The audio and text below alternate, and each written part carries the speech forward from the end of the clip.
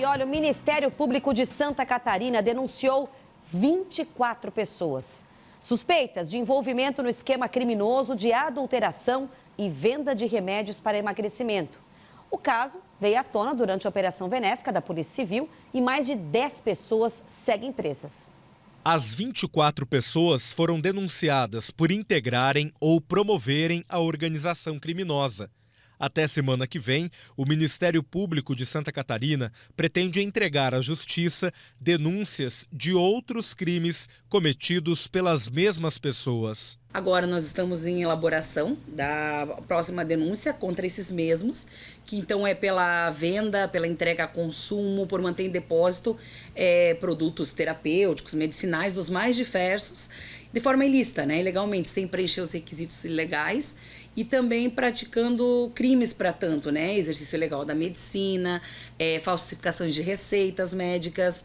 Então esses crimes, junto com a venda de medicamentos, eles agora vão ser objeto, já estão elaborando, a gente acredito que até sexta-feira, máximo na segunda-feira, o Ministério Público já deve ter protocolado também essa denúncia. Das 24 pessoas denunciadas, 10 seguem presas preventivamente e 6 cumprem prisão domiciliar.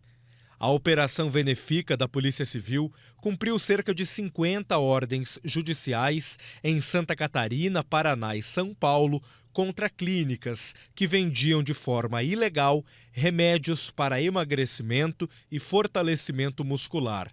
Um dos presos em Joinville foi o empresário Felipe Francisco, dono de uma clínica de luxo. A investigação apontou que ele faturava mais de R$200 mil por mês. Além de sonegar impostos, segundo a Polícia Civil, o empresário tinha filiais espalhadas pelo estado, empresas de fachada e parcerias com farmácias de manipulação para adulterar medicamentos. Felipe já havia sido preso em Joinville em 2017 pelos mesmos crimes. No Paraná, foi condenado a 8 anos de prisão por atuar como nutricionista sem ter formação.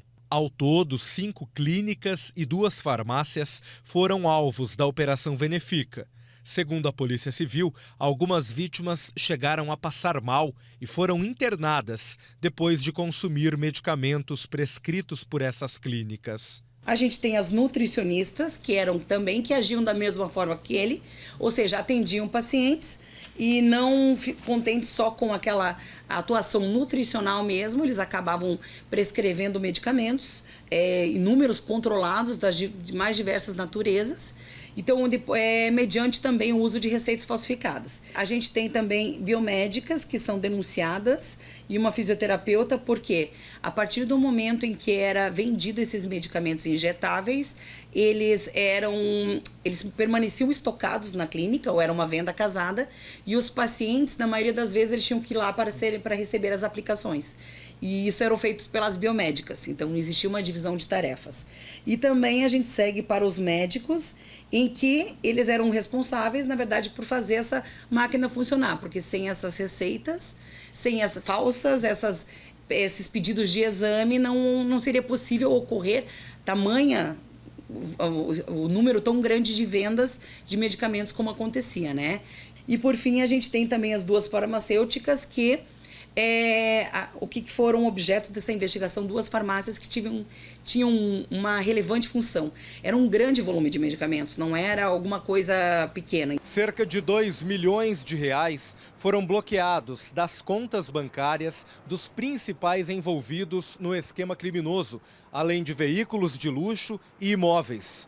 O Ministério Público de Santa Catarina espera que, com isso, as vítimas que pagaram por tratamentos sejam ressarcidas no final do processo. A orientação a essas pessoas é procurar o PROCON ou advogados. Segundo o MP, as investigações no âmbito da Operação Benéfica continuam e novas prisões não são descartadas.